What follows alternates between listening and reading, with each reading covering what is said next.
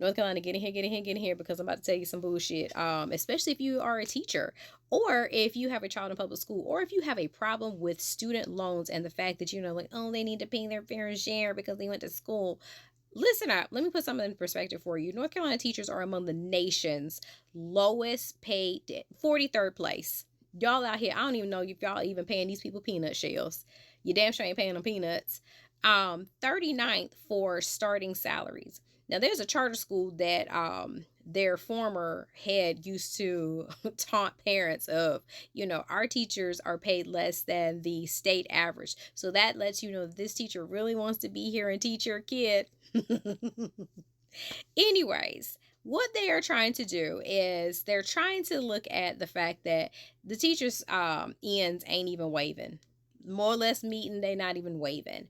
Right now, you're looking at about $42,000 for starting. $42,000. Who can live off of that?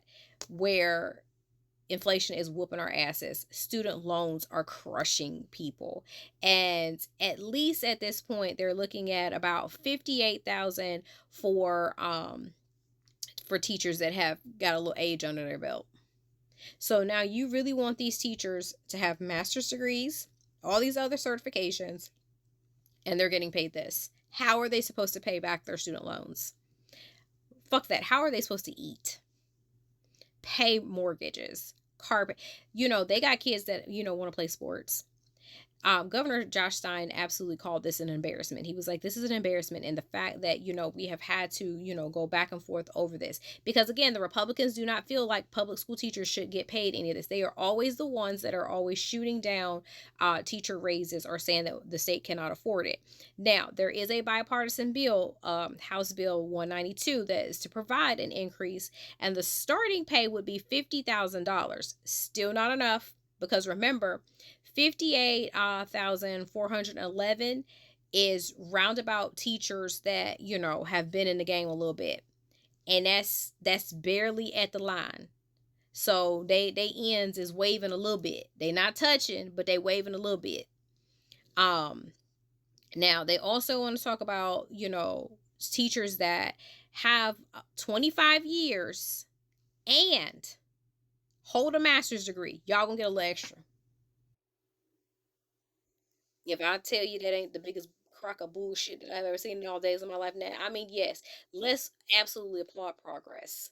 But you want these people to go in at 7 something in the morning and sometimes don't leave till 5, because they absolutely still have to, do bus duty. They want to do meetings. They're trying to do parent teacher conferences for parents that don't show up. And see, here's the thing, parents, I say this as a former advocate all the time. Y'all got all the power. These teachers cannot say anything and still be employed. Y'all have all the power.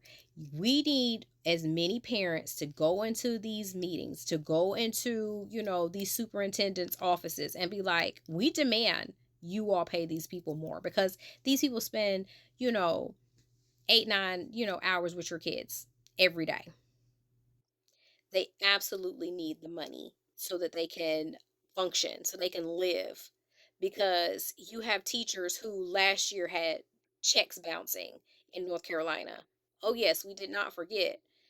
How are they supposed to make ends meet? Everyone's like, oh, they get summers off. Shut up. Shut up. They don't get no summers off. They are working part time jobs. Teachers are out here competing with these teenagers for part time jobs. They don't get no summers off.